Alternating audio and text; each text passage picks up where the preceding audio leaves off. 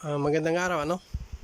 Bali may tanggap ulit tayong Powercraft na welding inverter. Ito, model Galaxy 200. Yan, Powercraft. Tapos ito yung loob ni Powercraft. Yan, sunog.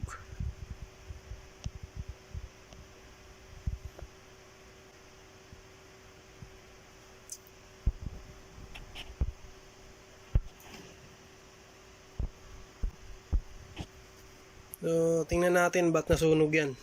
Baka sira yung mga diode natin na bridge type. Kaya sobrang dumi ng welding. Masyadong malikabok. Ang daming alikabok. Tsaka parating yung tandaan pagka welding inverter, ang pinakaunang kalaban is alikabok. Pag madami yung alikabok, asahan nyo na masisira yung welding inverter.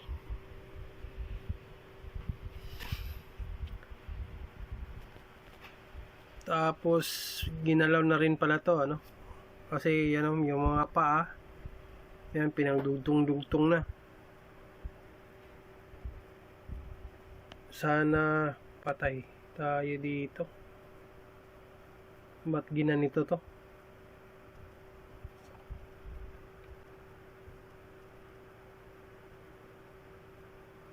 Ay nako.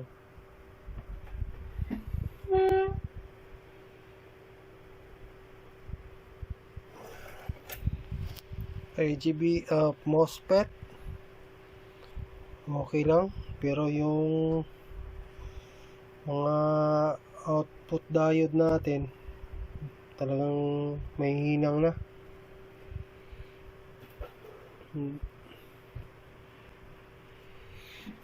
Tsaka try na rin natin itong i-check kung ano pang ginalaw dito.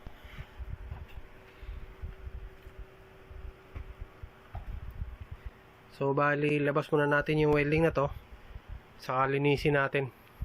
Nako, eto na yung eto yung mga gawa ng mga kasamaan ko rito. Hindi man lang maibalik yung mga switch, nirekta na. Yan eto na yun rekta.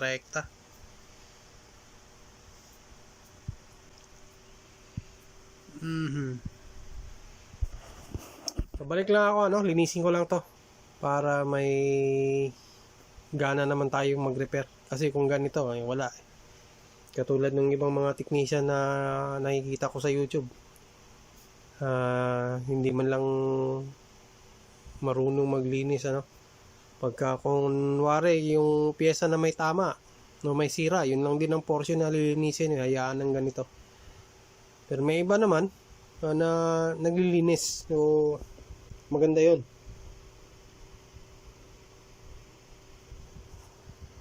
So push ko lang, tapos balik tayo dito pagka tapos ng malinis to. Bali, balik tayo dito sa loob, So tapos na nating malinis to. Pero hindi pa naman masyadong kalinisan, Tinanggalan natin yung mga alikabok na O ngayon, medyo may gana na tayong mag-repair kasi malinis na yung board ng konti. Tatanggalin pa rin natin yan para malinis natin na maigi to. Tapos yun, kailangan nating makaabot sa section na yun kasi yun sunog talaga.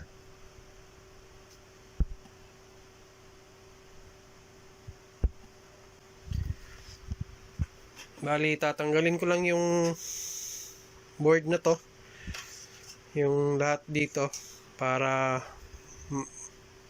may access tayo doon. Ito kasi yung mahirap sa nagre-repair. Yan katulad nan na pinagpuputol na lang yung mga paa, o di kaya siguro ito bago kasi magkaiba yung itsura nila dyan. Kung papansinin nyo sa camera, yan magkaiba sila ng ito masyadong itim, tsaka Tsaka ito yung original, tapos ito yung pinalit siguro. Mahirap naman talagang kunin to, pero hanggat maaari pag tayo nagre-repair, talagang hindi ganito ano. Talagang buong ano yan, nakasalpak, hindi yung putol-putol. So di ko napapakita sa video paano magtanggal nito kasi hahaba lang din. Doon na tayo babalik sa video yung axis na yun.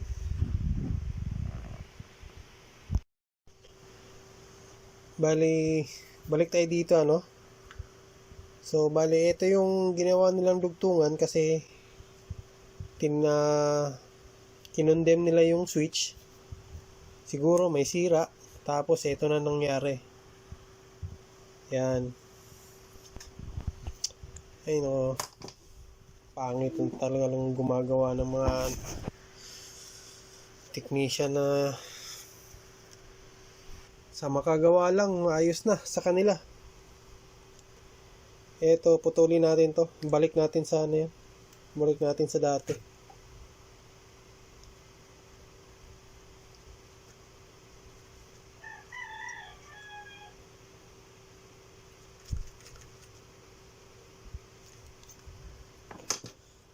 Tapos ito na yan. Tapos ito yung may sira. Yan o.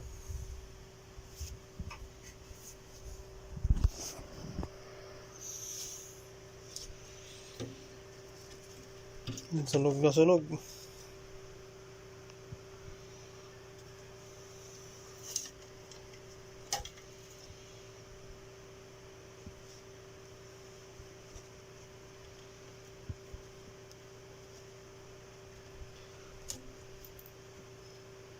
So, bali, tanggalin ko lang to ano. Tapos ito muna unahin nating ayusin bago tayo maglinis dito. Hopefully walang sira yung IGBT board at saka yung power supply niyan. Check din natin. Tapos dito meron pang siguro may sa tubig kaya may puti pa rito. Linisin na rin natin to pagkatapos. Tapos itong bridge output diode natin okay naman din kasi naman hindi naman nila hininang dito, nagputulan sila dito. Yan, sa kabila siguro tingnan natin.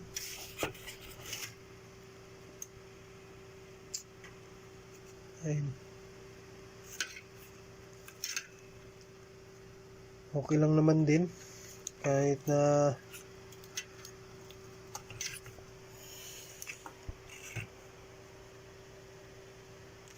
balik lang ako so unahin muna natin tong ayusin tapos magpalit tayo ng bagong switch. Kaya naman nila ginanito to, naka jumper na lang. Yung jumper wala pang wala pa sigurong maliit lang yung sabagay, dalawa naman yung wire na ginamit. Hindi ka kasi pwedeng gumamit dito ng ordinary na switch, not yung 16 amps lang tapos 8 amps, hindi pa pwede. Isang switch lang yun, maglalak na, ayaw nang bumitaw, kailangan high ampere. Tapos dito meron pang puti-puti. So check na rin natin yung IGBT board dito. Kasi dito meron din madumi yung board. Kailangan nating linisin. Pati doon din meron din puti. Pabalik lang ako isa-isahin nating linisin to. At saka yung pinaka cause ng problema, sana ito lang. Ayusin muna natin to. Ito yung unahin natin. So balik lang ako. So bali dito, di na natin pwedeng ibalik to kasi nga natunaw na. So nagdikit na yung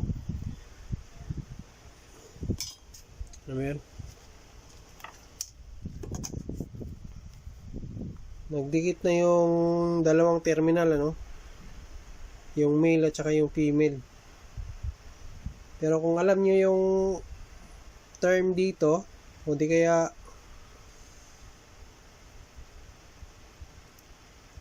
yung pangalan dito, makakabili kayo ng ng bago, ano. So nasa electrical to. Kailangan yung makapal din, hindi yung manipis.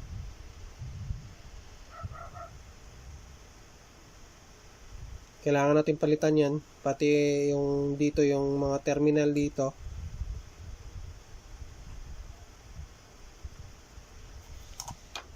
Kailangan natin palitan ng bago yan. Hindi na natin ibabalik yan kasi isang paan na lang din dito. Gawa nga ng siguro may konting tubig dito, kaya pumutok yung dalawang terminal. Yun, no? Tapos linisin din natin yan.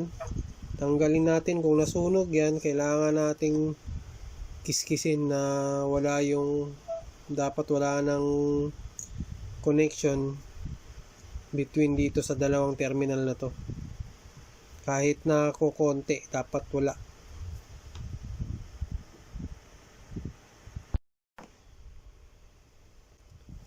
So, balik tayo. So talagang wala nang pag-asa yung board na to.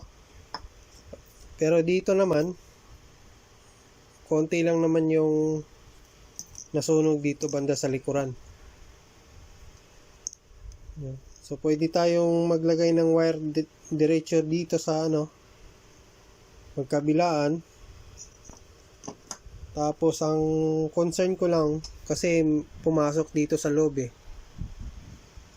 So kahit na yung nandun sa likod walang masyadong sira dun banda, dito banda.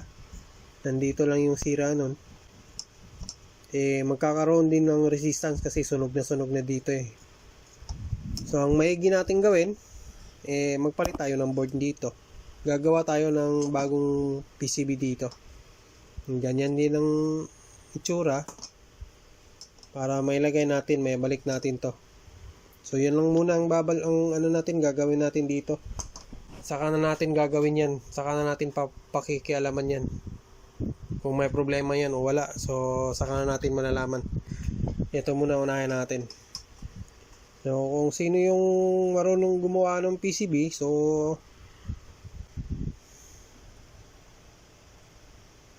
alam nyo na rin kung paano gumawa dito, So yun ang gagawin natin dito. Gawa tayo ng panibagong PCB, tapos transfer natin lahat ng pyesa rito sa bagong PCB. So hindi ko na rin papakita yung paano gawa yun. So kung gusto nyong mag-aral na paano gumawa ng circuit sa PCB, so manood lang siguro kayo ng ibang video sa YouTube, pero tayo di naman tayo magtatakil dito kasi masyado nang haba yung video natin pagka kinaber pa natin yun. So balik lang ako pagkatapos nating gumawa ng bagong PCB. Balik tayo dito, tapos na nating magawa yung bagong board. Yan, kita nyo naman, naikabit ko na rin yung mga parts. Tapos nilakihan natin ng konti yung pagdidikitan ng hinang ng lead.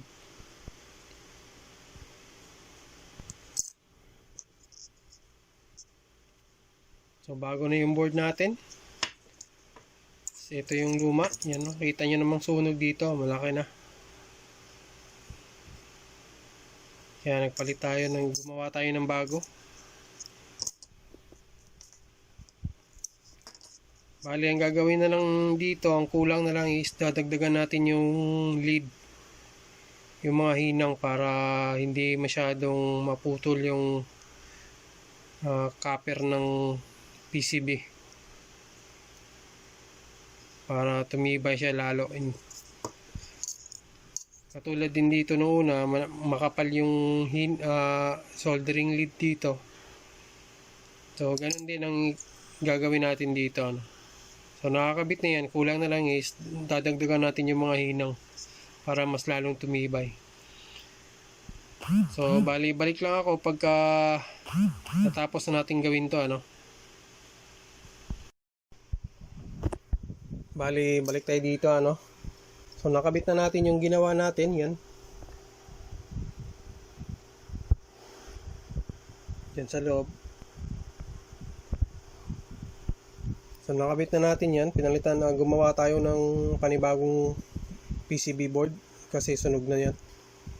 Tapos pasensya na kayo, ano, hindi ko na pinakita yung dito sa taas. Ginalaw din natin to. Nakita nyo may resistor pa dito kasi walang signal yung PWM board natin. So makikita nyo rin dito sa baba, yan, nakahinang na rin yan.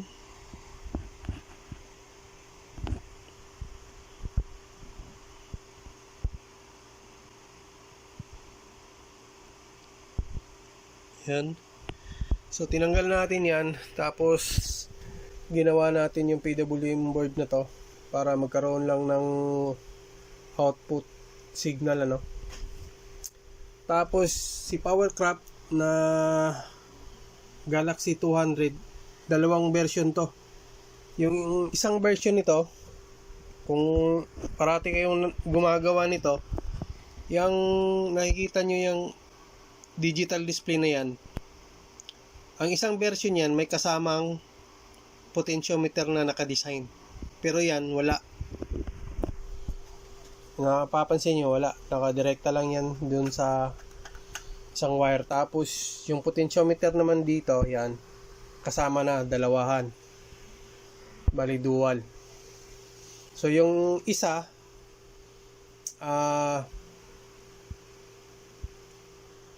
ang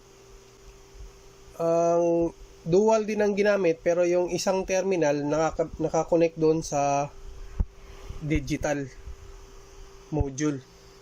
So bali ito purely digital lang ang ginamit, tapos dito na siya ano sa board. Magkaiba sila ng design ng isa at saka yung isa din, parehas na Galaxy 200 na Powercraft.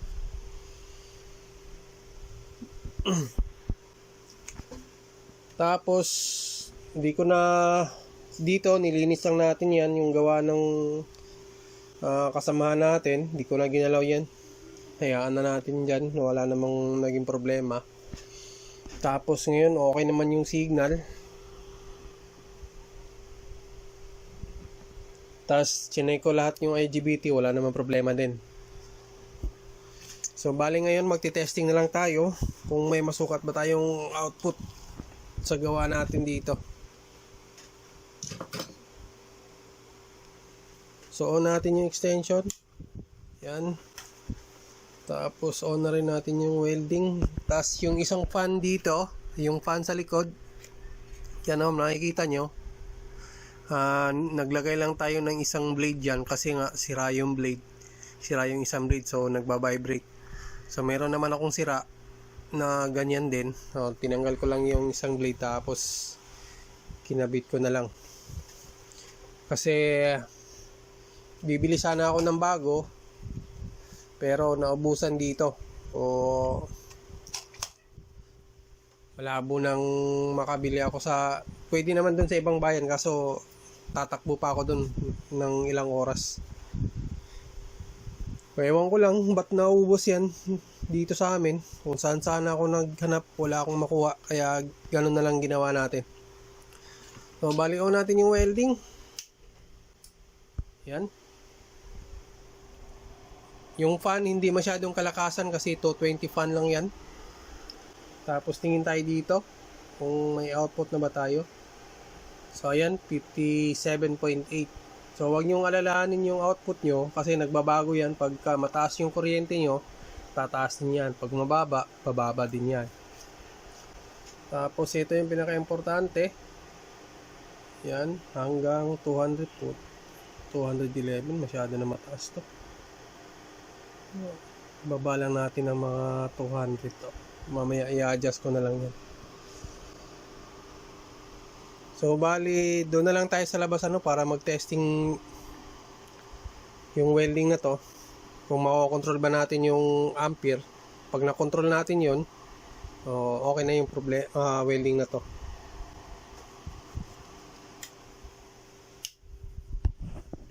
Tsaka naglagay din tayo ng bagong silicone compound. Wala namang sira doon sa IGBT. So bali yun lang, doon na tayo sa labas para i-testing i-welding to.